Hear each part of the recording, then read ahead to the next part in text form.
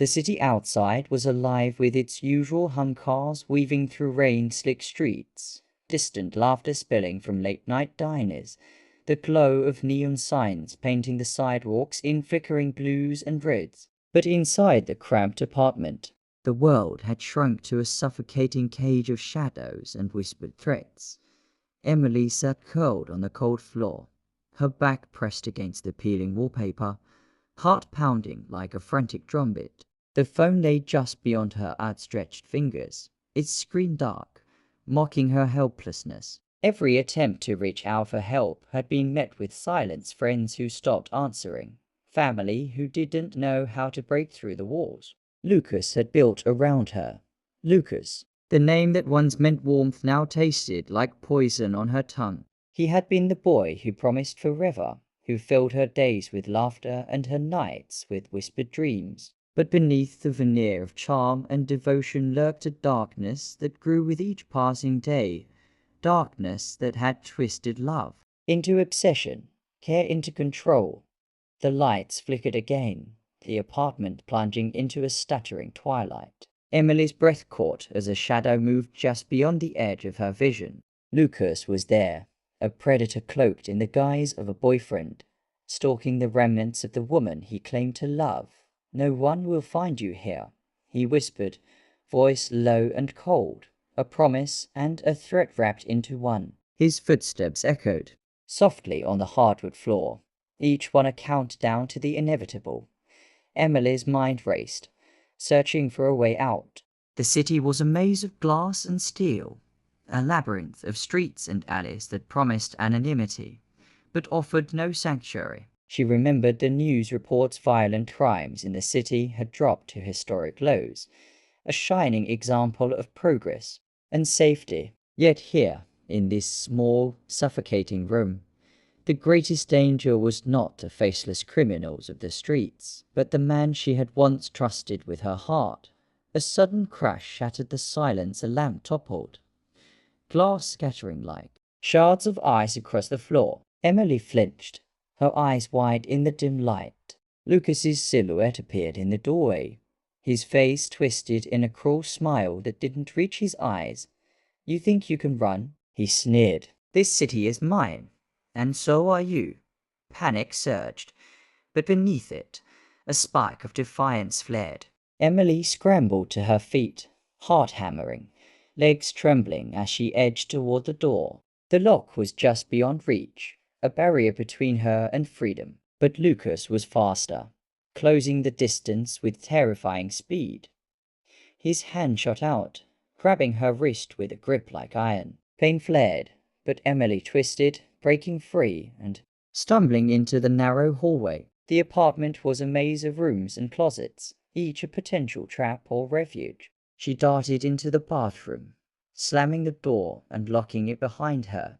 The cold tile floor bit into her skin as she crouched near the sink, phone trembling in her hand. She dialed 911, whispering her address, her voice barely audible over the pounding of her own heart. The operator's calm reassurances were a lifeline, but Emily knew time was slipping away. Outside, the city's neon glow flickered through the frosted window, a distant beacon of life and safety. Inside, the darkness pressed closer, and Lucas's shadow loomed beneath the door. "Come out, Emily," he called softly, voice dripping with menace. "There's nowhere left to hide." The minutes stretched, each one a razor's edge between hope and despair. Emily's breath came in ragged gasps, every sound amplified in the cramped space. Then, a sudden silence, a pause so complete it was almost worse than the noise. The bathroom door rattled violently, Lucas's fury unleashed in desperate pounding. Emily pressed herself against the cold wall, tears streaming down her face, mind racing through every possible escape.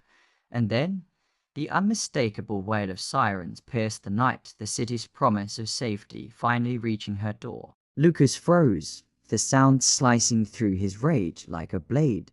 The pounding stopped, replaced by heavy footsteps retreating into the shadows.